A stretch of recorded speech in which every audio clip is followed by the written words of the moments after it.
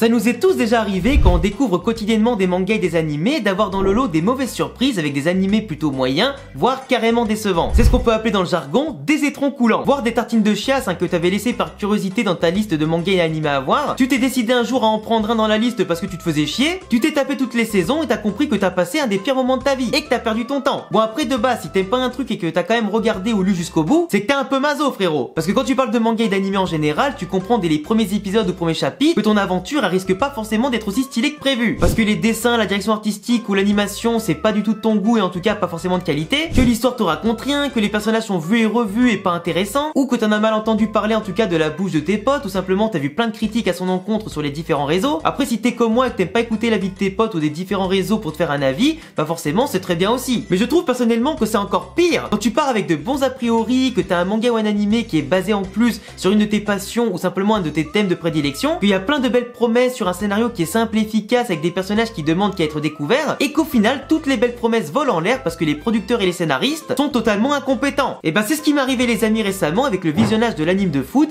Victory Kickoff qui à mon sens était plus qu'éclaté au sous-sol. Et même le sol était choqué frérot. Je sais qu'il vous a apporté beaucoup de nostalgie parce que vous l'avez connu pour certains quand vous étiez enfant ou adolescent, mais moi je l'ai découvert avec mon regard d'adulte et même en le mettant dans le contexte de l'époque, que ce soit le scénario, que ce soit les personnages, que ce soit l'arc final qui m'a fait vomir tellement c'était nul, et en plus les matchs qui sont quand même la composante le plus importante dans un anime de sport et encore plus de football, c'est quand même problématique. Et le pire c'est que c'est vous qui m'avez conseillé sur YouTube dans l'onglet communauté pour qu'on puisse le mater ensemble sur Twitch, chose qu'on a fait. Alors autant le visionnage au début était plutôt agréable parce que l'ambiance est plutôt sympa, les personnages aussi, et le speech de base est plutôt accrocheur, mais plus tu avances, plus le visionnage était difficile quand même. Et le pire c'est que certains m'ont dit que c'était banger masterclass, alors qu'il y a au moins 1 milliard d'animes de sport et de foot 1000 fois meilleurs que celui-là. Je dis pas qu'il est forcément nul à chier au point d'être noté 0 ou 2 sur 20, mais juste la moyenne, c'est déjà difficile de lui donner. Du coup, je vais en parler aujourd'hui dans cette vidéo avec une analyse qui sera assez complète, mais vous inquiétez pas, il y aura aucun spoil majeur. Pour ça, tu pourras regarder toute la vidéo si tu connais pas Victory Kickoff et tu pourras ensuite aller découvrir l'animé directement. Et du coup, pour stopper un peu mon mode écrit originel, je voulais vous dire de venir follow directement sur Twitch avec le lien en description. Je suis en stream quasiment tous les soirs à partir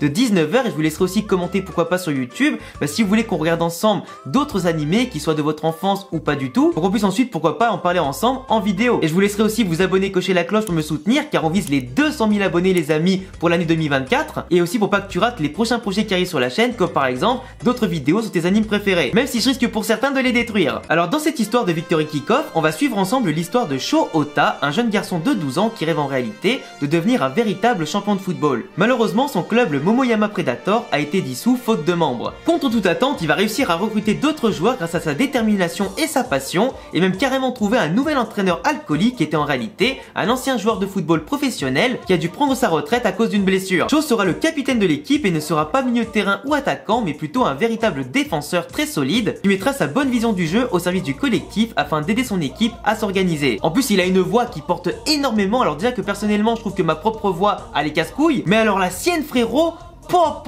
c'est chiant. Il gueule toutes les 5 minutes, en plus il va gueuler le nom de toutes ses tactiques, ses coéquipiers vont écouter et mettre en place comme des PNJ, et du coup si l'adversaire il anticipe le nom de la tactique et forcément son contenu, bah vous imaginez bien qu'ils sont au courant. Pas très discret le pélo. Et le but sera comme d'habitude de remporter le tournoi national et pourquoi pas de jouer à l'international comme on va te le teaser dès les premiers instants de l'épisode 1 contre Barcelone. À part Sho le capitaine et l'entraîneur alcoolique, on va retrouver par exemple les triplés Furuya qui sont un exemple parfait de fainéantise de Kara Design. Tu cales 3 frères sur 11 joueurs comme ça t'es tranquille. Tu changes juste un petit peu la coupe et ça passe. Ils sont très connus dans le milieu du foot amateur parce qu'ils sont très doués, très techniques, ils font la différence. T'en as un devant en attaque de pointe qui ressemble à Axel Blaze, il s'appelle Kota. T'as aussi Ryoji et Ozo notamment qui sont les milieux de terrain qui font le jeu, qui sont très techniques et très doués. Et t'en as un des 3 qui sert uniquement à marquer des buts contre son camp à l'adversaire. Quand le mec va tirer sur les adversaires pour que ça rentre dans leur cage une fois, 2 fois, 3 fois, t'as compris frérot. À la fin c'est que bullshit et ultra répétitif. Et en fait ces 3 là ils vont faire que jouer ensemble et pas jouer avec les autres. Ils vont prendre de haut leurs coéquipiers et leurs adversaires, finir petit à petit par prendre en maturité pour enfin jouer collectif. Mais sinon quasiment toute l'œuvre ils abandonnent l'équipe, ils reviennent etc. Ils sont un peu tête à claque sur les bords tu vois. Du coup c'est pas forcément très travaillé ni développé et c'est un peu relou à la longue. Aussi les 3 U qui sont en réalité le deuxième trio de Wish de l'effectif, qui sont pas frères cette fois-ci mais qui sont simplement des mecs qui privilégient les études avant le football. Ils ont bien raison mais qui servent absolument à rien à part combler les trous. T'as Ukishima, Ushimura et Uematsu qui en réalité ont une petite technique qui ressemble un petit peu à celle des triplés mais en beaucoup moins bien. Et la preuve quand le scénario est passé de foot à 11 à foot à 8 question problématique tout ça, et bah c'est ces 3 trois là qui ont été dégagés. Du coup les 3 ustensiles, les 3 usurpateurs, appelle-le comme tu veux, mais les 3 U ça dégage. T'as aussi eu 2 jeunes qui sont montés de l'équipe inférieure du coup parce qu'il manquait des gens, il fallait bien faire les trous. Et bien eux aussi ils ont dégagé au profit de 2 joueurs plus intéressants au fur et à mesure de l'histoire. Et j'ai pas te les spoiler car c'est quand même important. Et pour compléter l'effectif, ici tu peux mélanger les filles et les garçons car à cet âge là les équipes sont plutôt mixtes. Tu as Erika et Reika. Erika c'est une fille qui est très douée techniquement, qui est à l'aise dans les dribbles, qui est très rapide, qui a pour idole CR7, qui est plus forte que Sho à la base, qui en a marre d'être sous-estimée parce que c'est une fille et elle montre souvent aux garçons qu'elle est bien meilleure qu'eux. Et son objectif c'est forcément de devenir une fille professionnelle dans la ligue de football japonaise. Et de l'autre côté t'as Reika qui est une défenseur qui malheureusement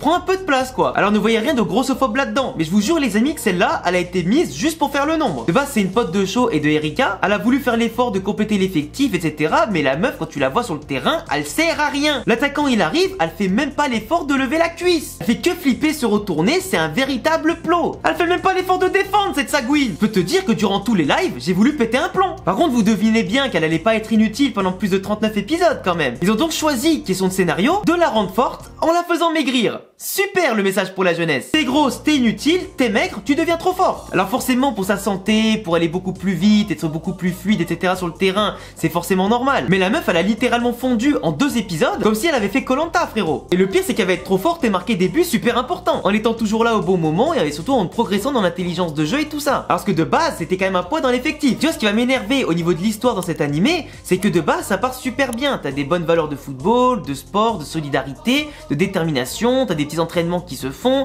t'as les joueurs qui commencent petit à petit à comprendre ce qu'est le football au niveau tactique etc. T'as des petites notions quand même qui sont intégrées au niveau du football. Donc en fait très vite ça devient ultra bancal. Les termes employés comme le pressing etc. et le contre son camp par exemple, bah c'est pas forcément les bons. Pour eux le pressing c'est simplement le fait d'avoir le ballon et courir très vite, parce qu'en réalité le pressing c'est juste faire un acte de défense pour presser le porteur du ballon et l'empêcher d'avancer. Les personnages et les discussions sont archi plats, parce que l'entraîneur ça a beau être un ancien joueur de football, le mec il donne des consignes, au final pendant les matchs les joueurs font absolument comme ils veulent et ils disent qu'on continue comme ça. D'un côté l'entraîneur les laisse réfléchir pour qu'ils comprennent la solution par eux-mêmes sans qu'on leur donne la réponse. D'un côté c'est très bien, mais de l'autre côté si t'as un coach que tu n'écoutes pas en tout temps, ça sert à rien en fait. Les personnages exagèrent toutes leurs réactions, que ce soit bien ou pas bien, c'est toujours pour des trucs aberrants et inutiles. T'as des entraînements qui vont former des bases pour les matchs suivants et au final tu vois que dans le match, bah les mecs jouent au hasard. Ils retiennent pas les leçons du match précédent. Ils font les mêmes boulettes, les mêmes erreurs. À la fin tu comprends pas où est la progression en fait. Et ce qui est chiant c'est quand même le niveau des matchs. T'as aucun rythme, t'as pas d'intensité. Des fois tu sais pas pourquoi, t'as des belles séquences avec de jolies passes, des tirs en lucarne,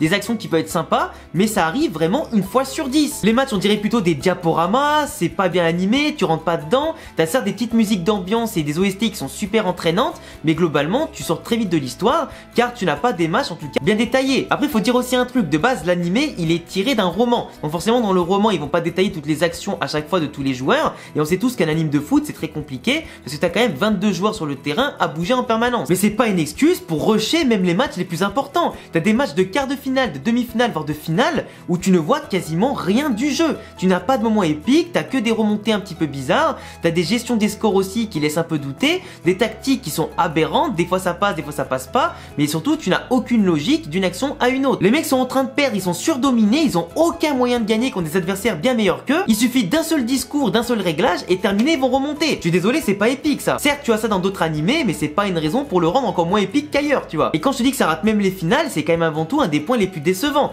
Tu attends quelque chose, t'attends de voir si la progression de tes persos, qui est quand même minime et pas bien ressentie dans l'histoire, arrive quand même à son terme et pourquoi pas sera récompensée, pour qu'au final ce soit bâclé à la mort. Enfin, imagine dans Inazuma la finale du football frontière, ou simplement dans Katen Tsubasa la finale entre Nankatsu et la Toho, si ça avait été gâché et totalement rushé. Ce serait pas cohérent. Et comme je vous dis, l'ambiance était contagieuse, mais tu finis quand même par souffler de plus en plus tellement ça raconte rien. En plus ce scénario est tellement simpliste du coup que tu vas tout anticiper. J'ai pas arrêté de théoriser au fur et à mesure du visionnage et vous étiez même choqués parce que je devinais tout ce qui allait se passer. Donc même si les OST sont bien, que la direction artistique de l'époque est plutôt cool, l'animation est certes un peu saccadée en diaporama, mais globalement tout ce qui est le plus important a été raté. Et même quand je te dis que 22 joueurs c'est dur à animer, quand tu vas voir qu'au bout d'un moment il va se passer quelque chose dans l'histoire, ils vont switcher du foot à 11 au foot à 8, bah même avec moins de joueurs c'est ultra décevant. Et je dirais même que t'as moins de combinaisons, moins d'intérêt tactique, moins de frappes fluides, moins de jeux de passe, et vraiment j'ai cru que j'allais me défenestrer. C'était pas pas un anime de foot que je regardais, c'était limite du handball. Surtout qu'en général, plus tu avances dans le scénario, plus tu affrontes de gros adversaires, plus le niveau monte, plus ça doit être intéressant. Et ben en fait non, c'est ultra paradoxal en fait. Carton rouge pour les scénaristes et les producteurs. Et dans le dernier arc, moi il y a un truc qui m'a blasé. C'est que en fait les mecs, pour pousser le délire encore plus loin, et ça je suis désolé, je vais être obligé de te le spoiler, si tu veux pas entendre ce que je vais te dire pour l'arc final, tu peux quitter la vidéo maintenant. Les mecs étaient quand même au Camp Nou, à Barcelone, et ont défié des joueurs de football professionnels. Les Messi, les Rooney, les Ozil, les Cristiano Ronaldo. Des enfants de 10-12 ans ont défié des adultes de 25 à 30 ans qui se sont énervés contre des enfants qui ont voulu limite les boxer pour les massacrer sur le terrain. C'est les jeunes qui ont gagné contre des adultes, frérot, des joueurs professionnels. Donc quand je te dis que ça pousse le délire trop loin, que ça raconte rien, que c'est juste un peu bafoué pour des valeurs shonen de détermination, de passion et d'envie, alors oui, pour les jeunes c'est plutôt sympa, il y a des jolis clins d'œil, c'est pas mal, ça peut te filer des frissons de temps en temps, mais vraiment en tant qu'adulte, pour moi je peux pas mettre la moyenne à un animé comme ça. Même s'il y a beaucoup de notions superficielles, que l'écriture et les développements sont quand même pas bien fouillus, pas bien développé, qu'en 39 épisodes forcément t'as pas le temps de parler de tout ce que tu veux. Quand même des personnages, il est vrai, qui sont attachants dans leurs valeurs et ce qu'ils représentent. Dans ma note finale je mettrais un 4 ou un 5 sur 10, et si les matchs avaient été meilleurs, mais bien entendu que j'aurais mis un 7 ou un 8 sur 10. Mais mon impression de base et mon engouement ont tellement été bafoués malheureusement que je peux pas aller plus haut que 4 ou 5. Et voilà les gars, c'est tout pour cette longue vidéo pour mon avis et analyse sur Victory Kickoff qui m'a quand même un peu déçu. Je vous laisserai me donner votre propre note en commentaire, me dire ce que vous avez pensé aussi de mon analyse. Venez me follow sur Twitch, Instagram et Twitter et TikTok, vous avez tous les liens en description, et à bientôt les frérots pour prochaine vidéo. Ciao.